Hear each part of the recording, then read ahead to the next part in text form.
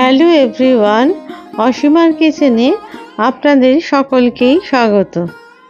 এই তীব্র গরমে যদি তরমুজের আইসক্রিম পাওয়া যায় সামনে, তাহলে আমাদের সকলেরই প্রায় মনটা জুড়িয়ে যায়।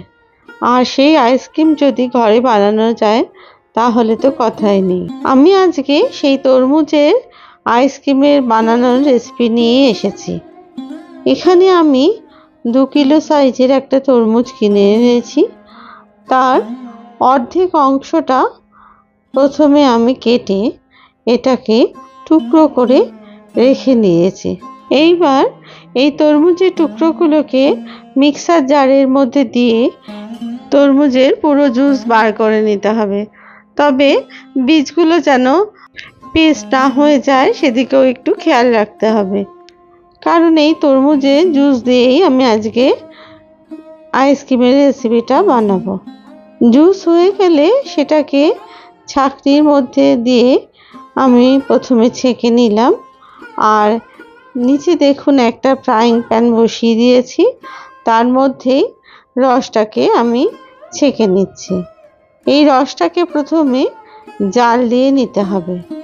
পুরো রসটাই আস্তে আস্তে আমি ছেঁকে নিলাম। তরমুজ হলো গ্রীষ্মকালীন একটা সুস্বাদু ফল। এতে প্রচুর পরিমাণে জল থাকে আর চিনির ভাগ কম থাকে, ফলে এটা আমাদের এই সময়ে খুবই উপকারী একটা ফল। এর মধ্যে রয়েছে পটাশিয়াম, ম্যাগনেসিয়াম, ভিটামিন এ ও ভিটামিন সি এর মতো পুষ্টিকর উপাদান। এই তরমুজের বীজও আমাদের স্বাস্থ্যের জন্য খুবই উপকারী, তবে এই বীজ কাঁচা অবস্থায় না খেয়ে শুকিয়ে নিয়ে খেলেই ভালো। এবার আস্তে আস্তে আমি এটাকে জাল দিতে থাকলাম তরমুজের রসটাকে। দেখুন এটা ফুটতে শুরু করে দিয়েছে। অনবরত এটা প্রথমে নাড়তে থাকলাম, কারণ না হলে তলায় যদি ফ্রাইং প্যানের তলাটা ধরে যায়, তার জন্য এটাকে অনবরত নাড়তে হবে। অন্যদিকে একটা বাটির মধ্যে আমি নিয়ে নিলাম 200 গ্রাম মতো হুইপিং ক্রিম। এই হুইপিং ক্রিমের ডাস্ট আমি নিয়ে নিয়েছি। সেটাকে 200 মিলিলিটার মতো দুধের মধ্যে এটাকে প্রথমে ভিজিয়ে দিলাম। ভিজিয়ে দিয়ে একটা হুইস্কের সাহায্যে আমি এটাকে মিশিয়ে নিলাম। এরপরে ভালো করে মিশিয়ে এটাকে আমি আধ ঘন্টার জন্য ফ্রিজে রেখে দিলাম ঠান্ডা হওয়ার জন্য।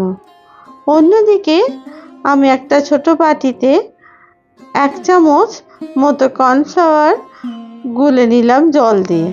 খুব অল্প পরিমাণে জল দিতে হবে। আর নিয়ে নিলাম 50 গ্রাম মতো ভাঙা কাজু। এই কাজুটা আমি এই আইসক্রিমে ব্যবহার করব। দেখুন তরমুজের জুসটা জাল দিতে দিতে প্রায় অর্ধেক হয়ে গেছে। এরপরে এর মধ্যে আমি তখন কর্নফ্লাওয়ারটাকে দিয়ে দিলাম। দিয়ে এটাকে অনবরত নাড়তে হবে। তবে এখানে কিন্তু আমি খুব বেশি কর্নফ্লাওয়ার ব্যবহার করিনি, খুব সামান্য পরিমাণেই করেছি। তার জন্য এর থিকনেসটাও সেরকম মোটা হবে না। আর এর মধ্যে দিয়ে দিয়েছিলাম কিছু তরমুজের কুচি। দেখুন এটা কত পাতলা হয়েছে, হাতায় করে তুললেই আপনারা বুঝতে পেরেছেন নিশ্চয়ই। এরপর অন্যদিকে হুইপিং ক্রিমটাকে বার করে একটা বাটির মধ্যে আমি নিয়ে নিলাম। প্রথমে চামচের সাহায্যে একটু গুলিয়ে নিলাম, তারপরে একটা হ্যান্ড হুইস্ক দিয়ে আমি এটা ফেটাতে থাকলাম।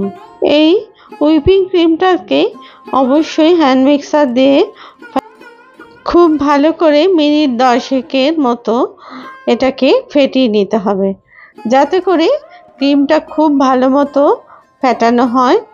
আর এই ক্রিমটাও যাতে আস্তে আস্তে ফুলে ওঠে এবং এইটাও একটা ঘন আকারের পরিণত হয়। কারণ এই হুইপিং ক্রিমের সাহায্যেই আমি আজকে আইসক্রিমটা বানাবো। আপনারা হুইপিং ক্রিমের বদলে এমনি ফ্রেশ ক্রিমও ব্যবহার করতে পারেন। দেখুন কতখানি এটা মোটা হয়ে গেছে ক্রিমটা।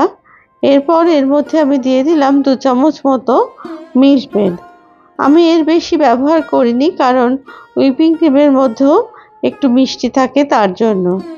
তারপরে ভালো করে মিশিয়ে নিলাম আর এটাকে ডিপ ফ্রিজে রেখে দিলাম 1 ঘন্টার জন্য।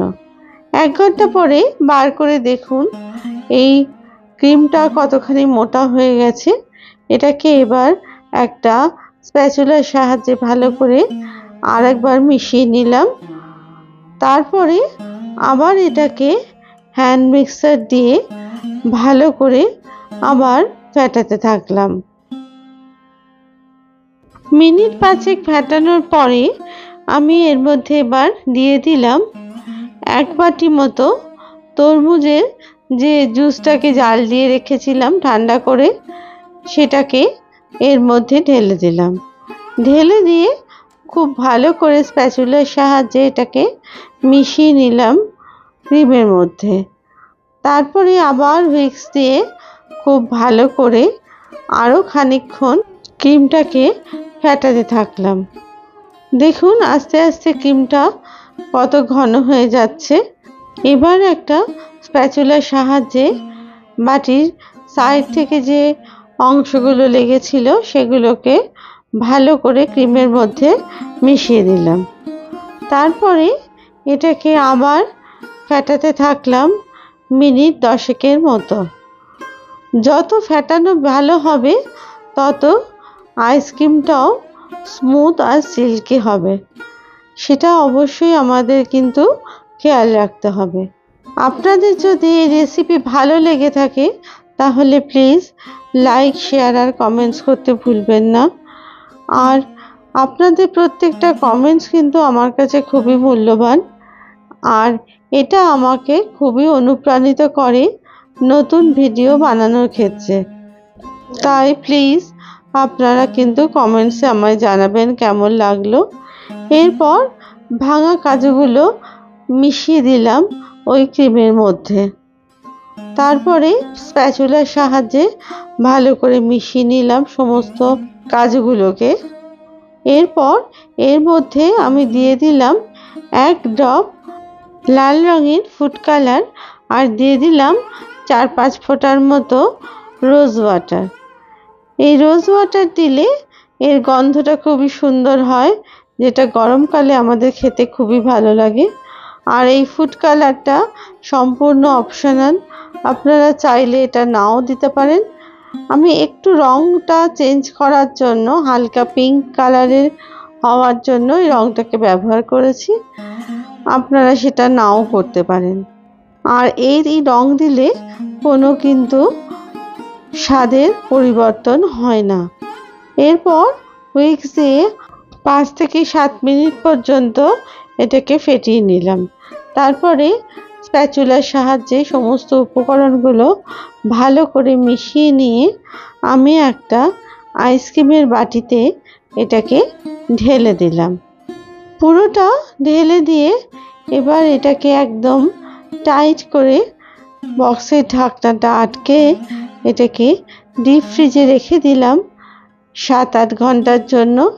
আর যেহেতু আমি এটা রাত্রে করেছিলাম তাই সারা রাতই এটা আমি ফ্রিজে রেখে দিয়েছিলাম। পরের দিন সকালবেলায় আমি এটাকে খুলে দেখুন দেখাচ্ছি যে কত সুন্দর আইসক্রিম তৈরি হয়েছে। এবার আইসক্রিমটাকে আনমোল্ড করলাম একটা আইসক্রিম তোলার স্কুপের সাহায্যে। দেখুন কত সুন্দর আইসক্রিম হয়েছে এবং অতি সহজেই উঠে আসছে। এটা খেতে অসাধারণ হয়েছে। আপনারা প্লিজ বাড়িতে একবার ট্রাই করবেন আর এরকমভাবে বানিয়ে এটা খেতে কেমন লাগলো সেটা অবশ্যই জানাবেন। এই রেসিপি আপনাদের যদি ভালো লেগে থাকে আর আপনারা যদি আমার চ্যানেলের নতুন বন্ধু হন তাহলে চ্যানেলটিকে সাবস্ক্রাইব করার অনুরোধ রইল আর পাশে থাকা বেল আইকনটিকে প্লিজ প্রেস করে দেবেন। আমি এটা সাজিয়ে দিলাম কিছু তরমুজের কুচি আর পেস্তা কুচি দিয়ে। আপনারা সবাই ভালো থাকবেন। ধন্যবাদ।